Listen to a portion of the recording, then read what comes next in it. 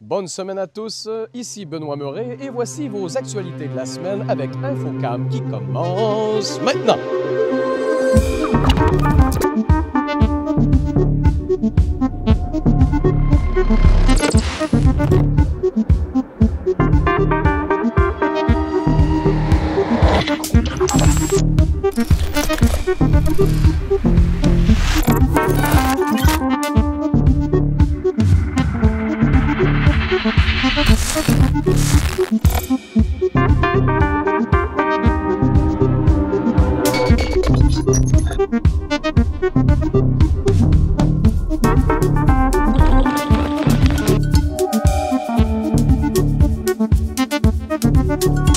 Les gens du coin sont bien au courant maintenant. L'Halloween à la Pocatière, c'est une grosse histoire d'amour.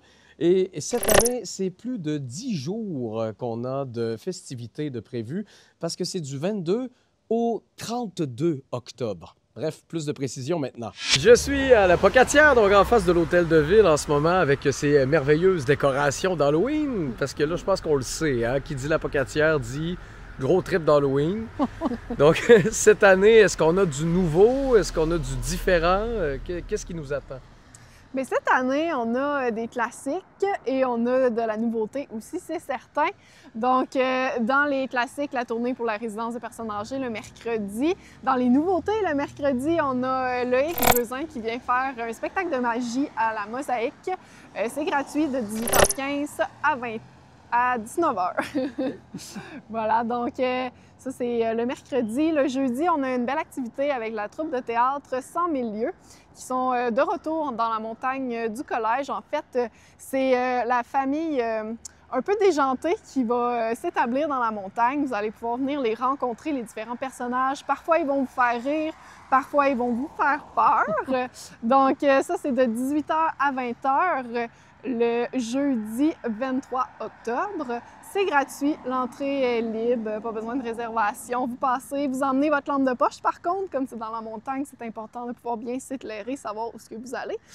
Et voilà, ça, on a vraiment hâte de voir. Ils sont venus il y a 2 ans, ils ont fait un super beau travail. Là, on a hâte de rencontrer cette famille un peu chaotique, là.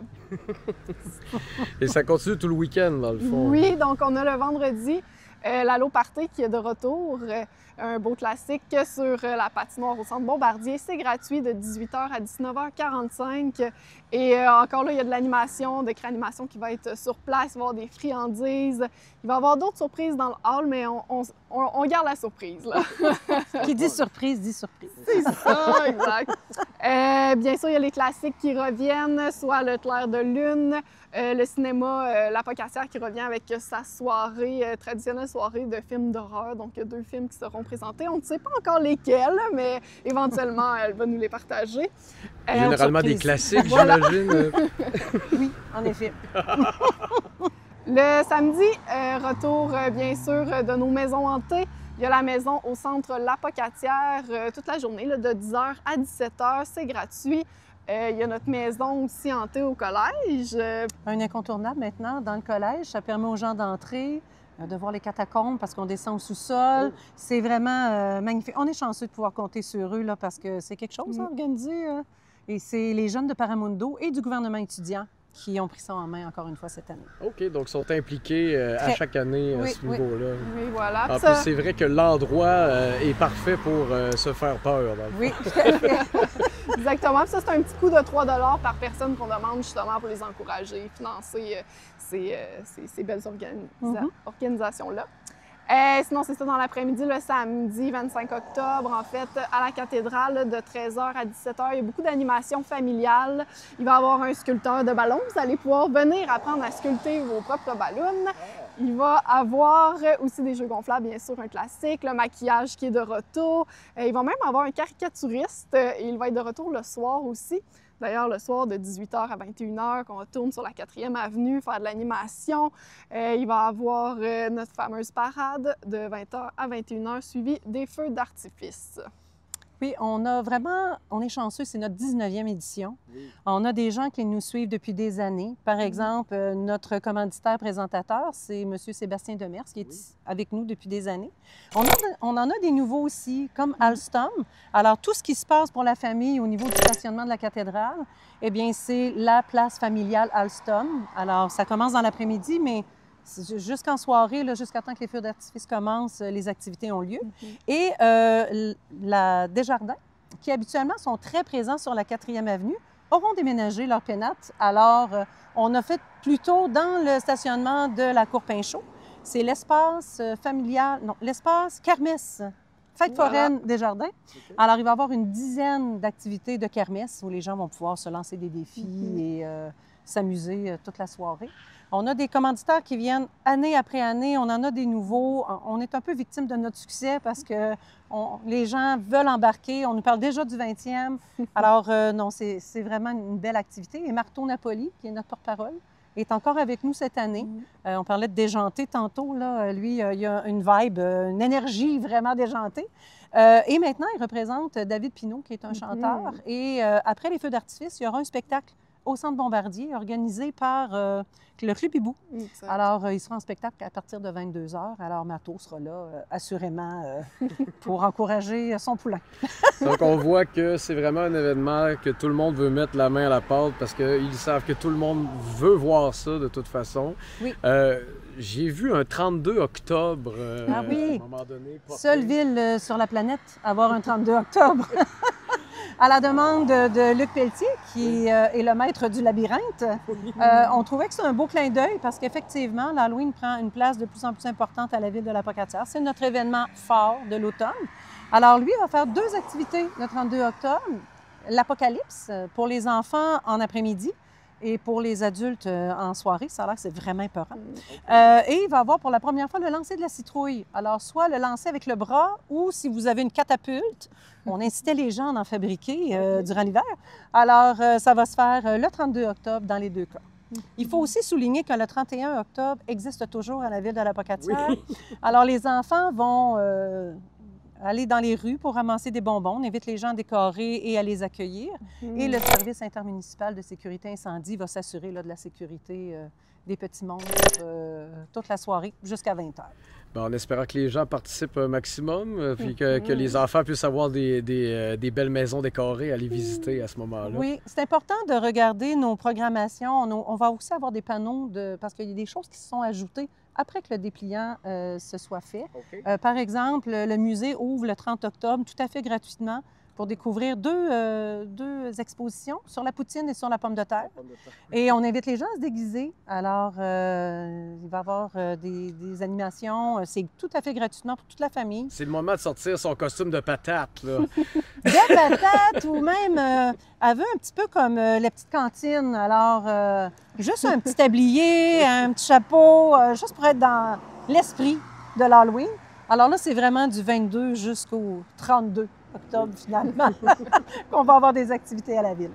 Bon, donc j'imagine que si on veut plus de précision, c'est toujours possible d'aller voir sur le site Internet de la ville. Oui, oui, effectivement, de la ville de la Pocatière, lapocatière.ca, où il y a toujours possibilité, notre page Facebook de l'Halloween à la Pocatière aussi, où là, on a mis nos événements Facebook des activités qui viennent. On va repartager ceux de nos partenaires, comme la librairie L'Option aussi, qui se sont ajoutés le vendredi soir, qui font venir une auteure.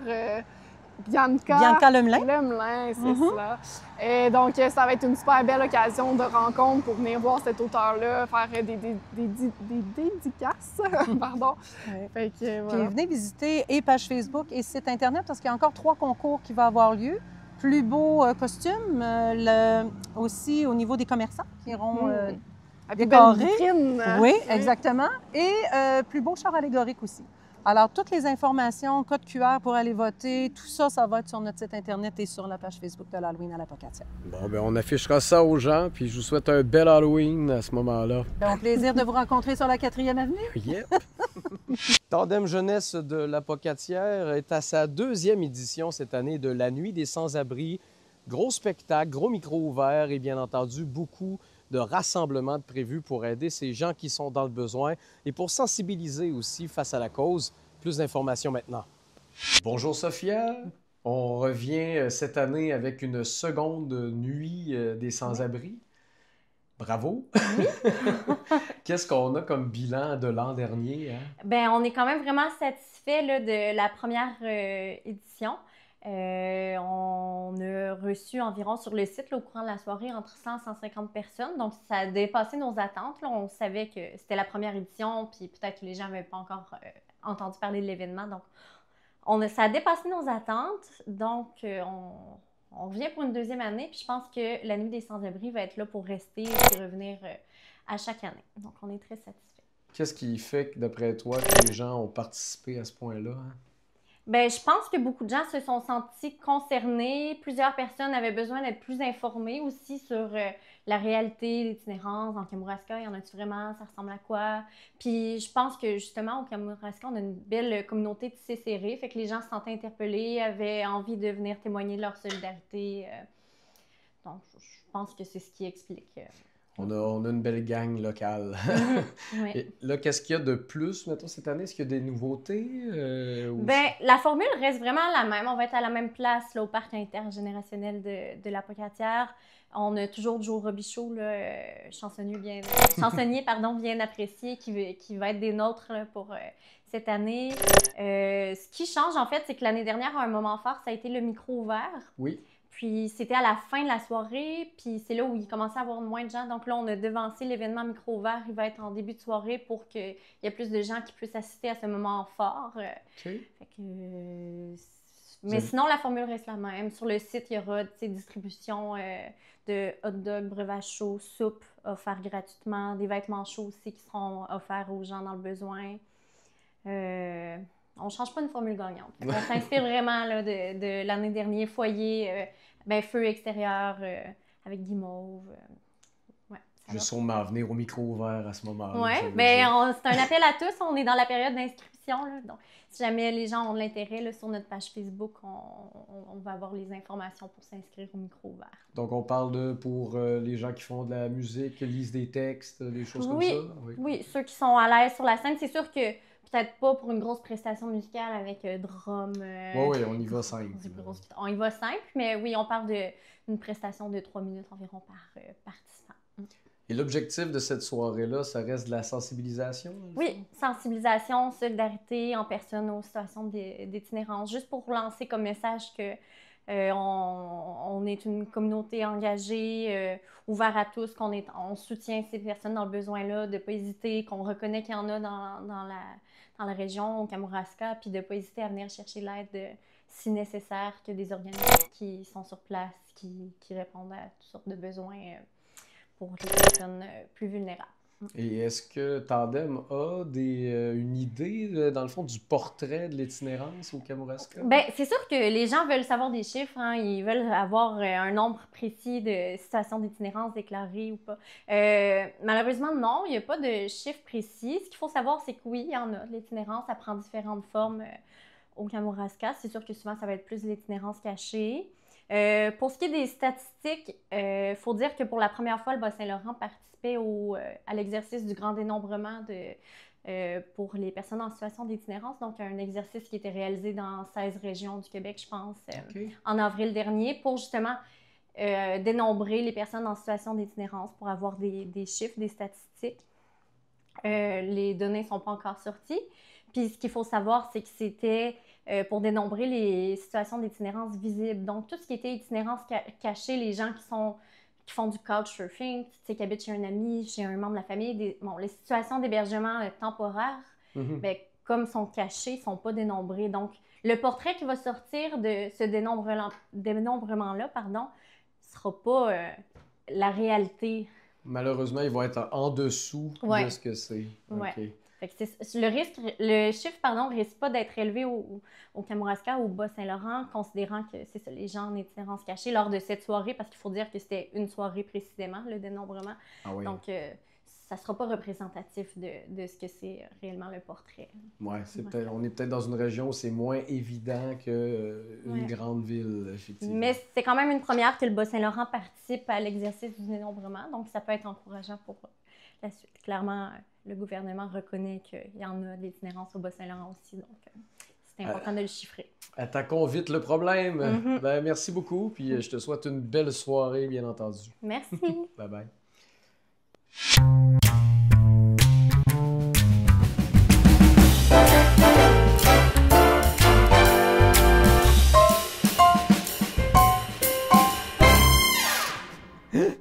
Eh bien, il semblerait que plusieurs personnes de la région ont eu affaire à des mouettes qui non seulement cogneraient à leurs fenêtres, mais particulièrement le feraient au rythme des musiques des films qu'ils sont en train de regarder.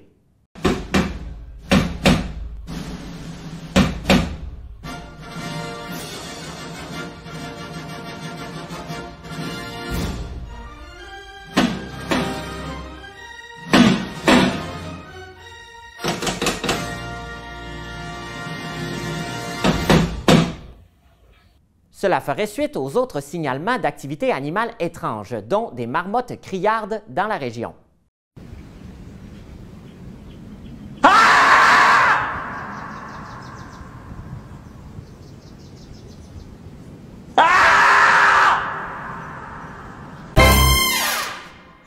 Saint-Alexandre de Kamouraska intensifie son développement. En effet, il poursuit sur sa lancée en matière de développement économique avec une nouvelle étape marquante pour l'essor de son parc industriel. Après les industries Desjardins, qui ont été parmi les premiers à s'y installer, 3 entrepreneurs locaux, soit les entreprises JPC, Construction Moreau et Entreposage Saint-Alex, choisissent à leur tour d'y développer leur activité afin de croître et de contribuer à la vitalité du territoire. La zone industrielle de Saint-Alexandre de Kamouraska bénéficie d'un positionnement stratégique au cœur d'un réseau routier efficace et à proximité des principaux marchés de la région.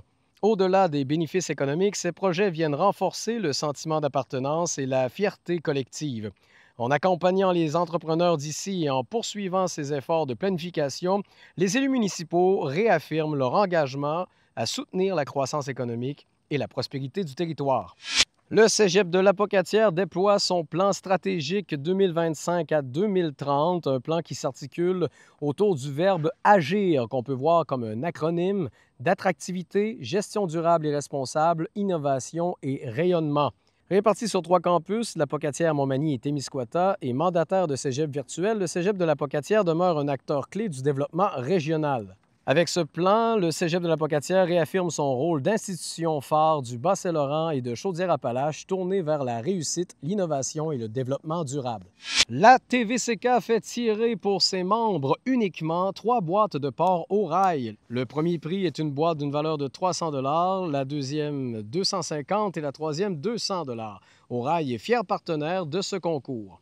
Le concours se terminera le 1er décembre. Les gagnants seront annoncés quelques jours plus tard et ils seront invités à aller récupérer leur boîte directement chez Orail. Pour participer, il suffit d'être membre de la TVCK. Toutes les personnes qui sont déjà membres sont automatiquement inscrites au concours. Les membres pour 1 an ont une chance de gagner le concours. Ceux qui sont inscrits pour 5 ans ont 3 chances et les membres à vie ont 5 chances. Pour devenir membre de la TVCK, il suffit de se rendre sur le site web de la TVCK, www.tvck.org.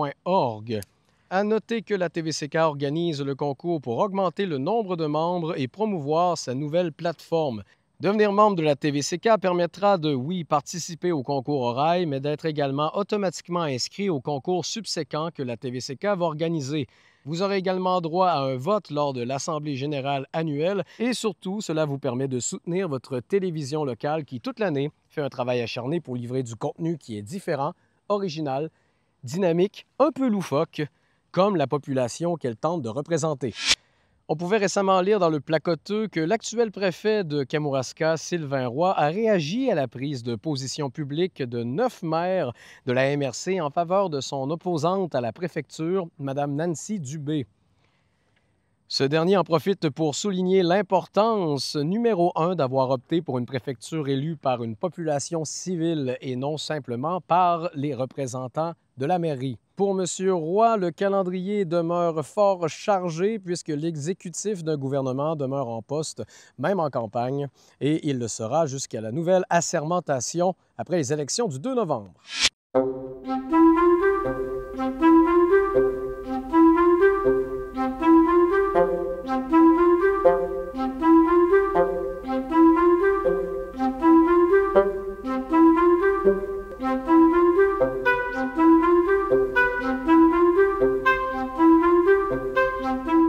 projet est né de l'intention de Nicolas de venir faire une résidence à Vrille. C'était de faire des interventions dans des lieux publics, spécifiquement dans des terrains de sport. Donc, ça a été évident pour nous de lui proposer le terrain de balle au mur au Collège Sainte-Anne de la Pocatière.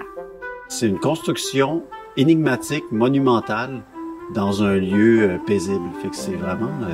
il y a un potentiel très, très, très fort, je trouve. La balle au mur a commencé à la Pocatière suite à la construction de l'installation de balle au mur qui a été réalisée par le Collège Sainte-Anne de la Pocatière. Dès le début, en fait, lorsque je suis arrivé, je suis allé aux archives, j'ai regardé des images, puis j'ai comme développé une affection pour ce sport-là que j'ai jamais pratiqué. Mais je me suis dit, OK, j'aimerais vraiment que le jour du vernissage, on puisse jouer à la balle au mur dans mon intervention. J'ai hybridé la balle au mur avec d'autres sports, avec des règles inventées, puis avec des kiosques de fêtes foraines aussi. Puis en cours de route, j'ai trouvé des raquettes d'époque dans le grenier de l'architecture. J'ai trouvé des balles, ça m'a encore plus poussé à faire ces parties-là.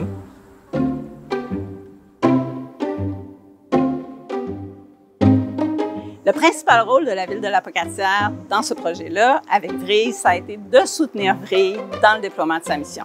Vrille a dans sa mission, en fait, de travailler avec des partenaires dans les communautés. Donc, au-delà d'un vernissage, on va réaliser plein d'activités de médiation avec les écoles, avec le public et tous les acteurs du milieu. L'autrice Galadriel Lavon est venue travailler avec Nicolas. Donc, elle a écrit, documenté tout le processus de Nicolas à travers les semaines. Ça a amené à un opuscule qui a pu, en fait, être un témoin de tout ce qui s'est passé et de laisser une trace pour le futur. On a également travaillé avec Fanfare Agence Créative pour réaliser une capsule vidéo qui présentait, en fait, toutes les étapes du projet. Le projet de Nicolas a permis de mettre en lumière cette installation, puis tout aussi la pratique qui venait derrière. Quelque chose qui était oublié ou pas connu du tout. Je pense que l'impact a été très important au niveau patrimonial du fait que ce site-là est empreint d'une mémoire collective très importante au niveau de la population. Ces terrains-là sont vraiment des lieux super pour faire des interventions artistiques. Puis là, je vais au-delà des arts visuels, là. Le projet il a fait mijoter des idées, peut-être émerger des projets de revalorisation, de restauration, des projets qui pourront garder ce patrimoine-là vivant ici.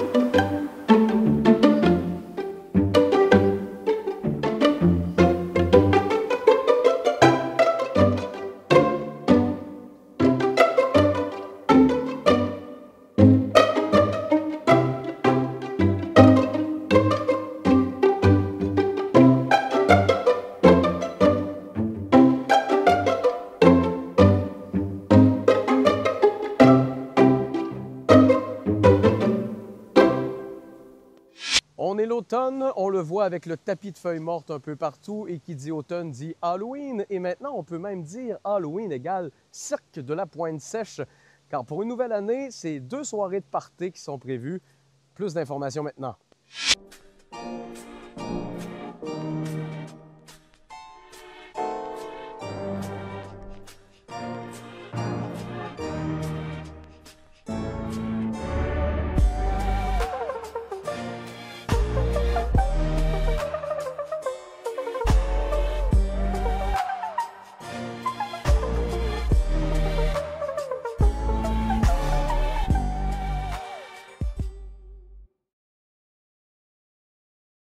Donc, je suis au Cirque de la Pointe-Sèche parce que cette année, on reprend une fois de plus l'Halloween ici. Oui, donc, monsieur. Élim, qu'est-ce qui nous attend cette année? Qu'est-ce qu'il y a de nouveau pour faire peur à tout le monde? Ah, ben là, faut pas dire tout ce qu'il y a de nouveau. Mais, bon, c'est sous le thème de la fête foraine au cirque. Donc, c'est un peu la foire au village. On peut s'attendre à un peu de tout ce que la fête foraine peut nous amener. On est encore dans le développement de tout ça. Cette année, on a une super équipe de bénévoles vraiment motivés OK. qui est en train de nous concocter tout ce qui est la passerelle, là, tout ce qui est le sentier pour nous mener à la soirée.